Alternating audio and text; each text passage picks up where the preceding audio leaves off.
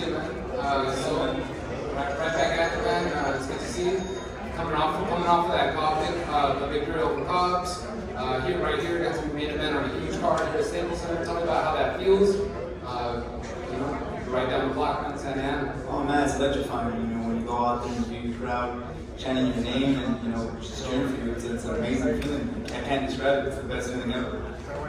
That's great to hear. Now, you had a bit of a tough guy in there. Slippery. He didn't want to present himself. Didn't want to exchange. Definitely, just wanted to see the final belt. How did you feel in that fight? How did you feel during the fight? And what about him being so complicated? Yeah, I felt good. I felt really good going into the fight. Luis Veron's a tough guy. I give him credit. He's pretty much my seventh opponent that was offered to me. He stepped up and took the fight. But it's hard when you fight guys like that don't want to engage and just pretty much on their show the whole night. They want to survive. Now, moving forward, what do you want next? I want big things. Climbing up that ladder. I got this WBA, the NBL belt, but I want more. I want the world title. I want bigger names. Virgil Ortiz is there. Is that a fight, an in-house fight? It seems like it would be something that'd be easy to make. Is that something you want to see after the Henderson fight? Yeah, definitely. Easy fights to make. Definitely in the future, I'll back to the boss. No respect to him. He's a game runner. He's a game fighter. I'm a game fighter too. Thanks so much. Thank you, brother.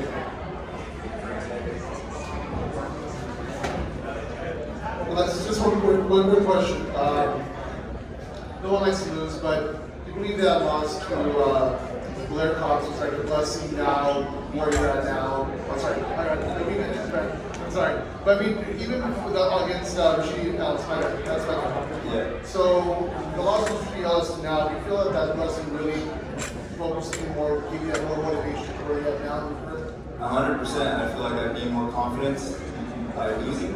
I don't know if that makes sense, but once you lose, you pretty much get all this pressure off you.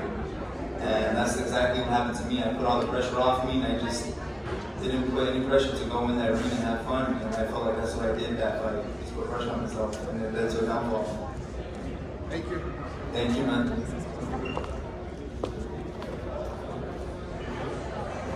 Hey, Alexis. What's up, man? You dominated tonight. You look so poised. Thank you. What about your training helps you keep that poise? What was that?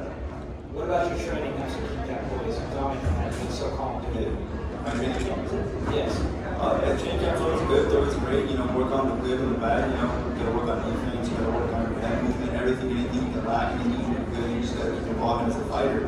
And I feel like that's what I'm doing, evolving as a fighter. Is that you separate fight. Thank you, bro. This is honestly pretty cool. I've never done one of these. Glad you're enjoying it. And thank you for every minute of it. Hey, Alexis. What's up, man? JetsonFactories.com. Great fight tonight. Thank you. It looked like in the fourth or fifth round, you really picked up the pace that you might stop them. You were knocking them from post to post. Yeah. Do you think you were going to stop them in that round? You seemed to take over a couple times. Yeah, I believe it was one of those rounds where really hurt to the body. Like, he wasn't engaging at all. And that was a little bit of my fault, taking that foot off my pedal for a little bit. I should have followed up the next round. But no excuses. I messed up my hand that day tonight. And no excuses. Verone is a tough fighter. It's tough as they come. That's it. No, thank you.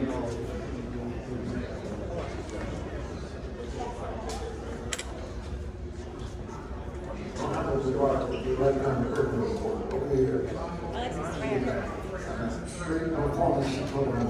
Thank you. Is there anything that you think that you could have done more than what you did? I think follow up more. Using my jab, not really to throw it out there, to just hit him hard. I think using him more as a range fighter, to find my range, and shooting at left. Just pocketing with the other hand. I felt like I was loading up too much on my left hand. On a scale of 1 to 10, how would you rate this performance? Honestly, I'm very critical of myself. I'll rate it about a 6 or 7. I'm very critical of myself. I'm my biggest critic. Thank you. Doing all right, right? You're doing good. Alexis over here. Seems like you're enjoying this moment. Did you hear the loud reaction and pop you got when you walked into the arena? Heck yeah, I heard that, man. My coach is always telling me just enjoy the moment, you know, walk very slow, and that's what I did, just soaked it all in. What was that feeling like? You became the de facto headliner because Virgil Ortiz had to pull out of his last fight. Yeah. You became the headliner. It was a great showcase opportunity for you. Do you think that was the big break you were looking for in your career? Yeah, I believe I rose to the occasion to put on performance, you know, to win and to get a knockout. And I think that's what I did. Now my career's progressing. You know, I just want to thank Golden Boy, Robert Diaz for everything they do for me. You know, this is my time. How would you assess your overall performance? You said you're critical of yourself. What do you think you could have done better? I lead more lefts instead of loading up with one punch. I should have followed up with more body shots downstairs, and I could have got him out easier, honestly. Or it could have been the first one to get him out. But I said I'm very critical of myself, and he's a slippery opponent. You guys mentioned. And did you feel like he was in survival mode, where you just had to really press the issue on him? Those are the hardest guys to fight because when a fighter is really there on their shell and not engaging too much, that's the hardest fighters to fight because they just try to survive. They don't even try to engage. Thank you. I have one more question for you. Yeah. I actually brought it up earlier. They asked you about how the training camp went and stuff like that. When we last spoke after the Cobbs victory, I remember you telling me the difference that you felt in training camp was less hard rounds of sparring and just more focus on game plan, technique, things like that. That's something you kept going into this camp? Yeah, exactly. You know, sparring's hard as it is, and when you go in 10, 12 rounds, you don't want to just put that wear and tear. Sometimes you got to take a little break off sparring.